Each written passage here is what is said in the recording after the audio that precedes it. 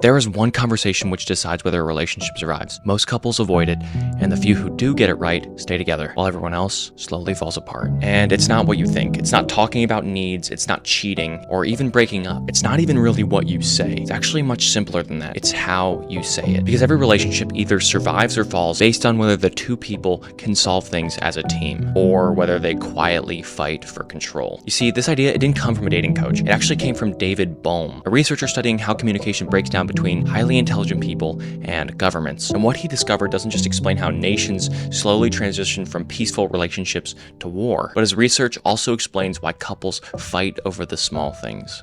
So in this video, I'm going to walk you through the 6 principles of conversation developed by David Bohm to save every relationship. Not so that you can win more arguments, but so that you can effectively communicate in every conversation, the same way that stable nations maintain peaceful relationships instead of sliding into war. Principle number 1 to having conversations that save your relationship: suspend your assumptions. According to the researcher David Bohm, dialogue and therefore relationships fail the moment we stop listening and start defending what we already believe. You see, most people think that the problem in having difficult conversations is saying the wrong thing. It's not.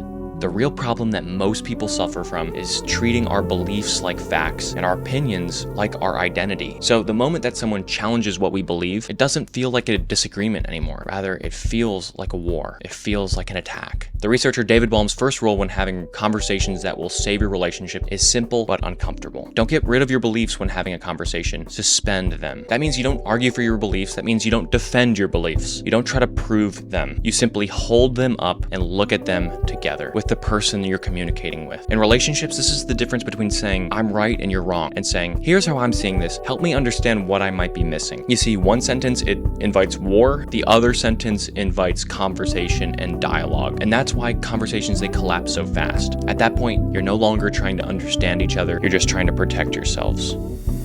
Principle number 2 for having conversations that will save your relationship: notice your reaction. You see, most arguments, they don't start because someone is wrong. They start because someone reacts too fast. Someone says one sentence and before you even can think, your body tenses, your tone changes, you feel annoyed or even attacked. The researcher David Bohm said that if you don't notice your reaction here, it will take over the conversation. And once that happens, the conversation between you and another person is already going downhill. So here's the rule. Before you respond, notice what you're feeling. You don't need to fix it. You don't need to hide it. You just need to see it. Because the moment you notice, wow, I'm feeling kind of defensive right now, you slow everything down, and slowing things down helps keep the conversation from turning into a war. Principle number 3 for having conversations that will save your relationship: stop trying to win. Most conversations, they turn into fights the moment that someone tries to win. You can feel it when it happens. Someone is keeping score, someone wants that last word, someone wants to be right. And at that point, the conversation, it stops being about understanding and it starts to be more about control. The researcher David Bohm said that the second you try to win, the conversation is already over, because now there has to be a loser. And in relationships, if one person loses, everyone loses. So here is the rule. If winning matters more than understanding, you're not having a real conversation. You're having a power struggle. That's why some arguments feel endless. No one is listening. Everyone is just waiting to talk. You see, in healthy conversations, in healthy relationships, no one keeps score. No one tries to look smarter. No one needs to prove anything. You see, the goal isn't to win. The goal is to figure things out together, because the fastest way to lose every relationship is to win every argument. Principle number 4 to having conversations that will save your relationship: speak as equals. You see, real conversations, they only work when both people feel equal. Not equal in opinion, but equals in voice. The researcher David Bohm believed that conversations break down when one person is talking from above and the other person is talking from below. In real relationships, this can look like one partner lecturing the other person, one person always apologizing too much, one person always over-explaining, one person always backing down. When that happens, the conversation, it isn't safe anymore. So here's the rule. No one is the teacher and no one is the student. You're both just people trying to understand something together. But before we continue on with the video, I would super appreciate it if you hit the like and the sub button. It helps the channel grow. I literally make a video every single week. I do not miss a week. And so if you want to keep seeing the channel grow, if you want to keep seeing videos like this, if you hit those 2 buttons, I would super appreciate it. Now back to the video. Principle number 5 to having conversations that will save your relationship: don't rush the silence. Most people think that silence in a conversation is a bad thing. It's not. Silence is information. The researcher David Bohm actually believed that the most important moments in a conversation often happen after things feel uncomfortable. They happen in that weird pause, that awkward, quiet moment. And most people, they rush to fill that empty silence. They try to change the subject or make a joke. They try to fix the problem too fast. So here's the rule. If a conversation feels uncomfortable, you shouldn't run. Stay with it, because that uncomfortable feeling usually means that something important is trying to come out. In healthy conversations, this means that silence is allowed, pauses, they're not scary, and no one rushes to fix everything. You see, when you rush past silence, you rush past the truth. And when the truth doesn't get enough space, it shows up later as resentment. So if things get quiet, don't panic. That quiet moment might be the conversation doing its work.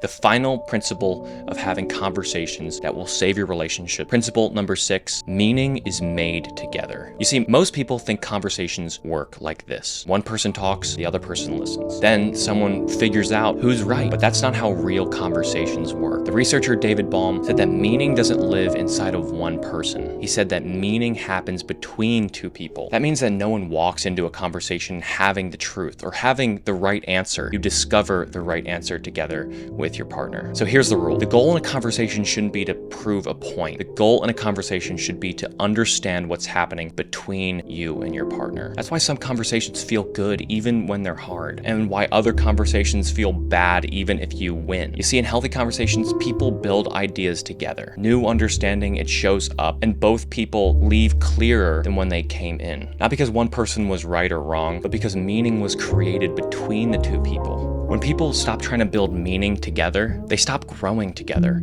and they slowly fall apart from each other. And when growth stops, the relationship doesn't end all at once, it just slowly fades away. So if you have to remember one thing from this video, remember this: good conversations, they don't end with answers, they end with understanding.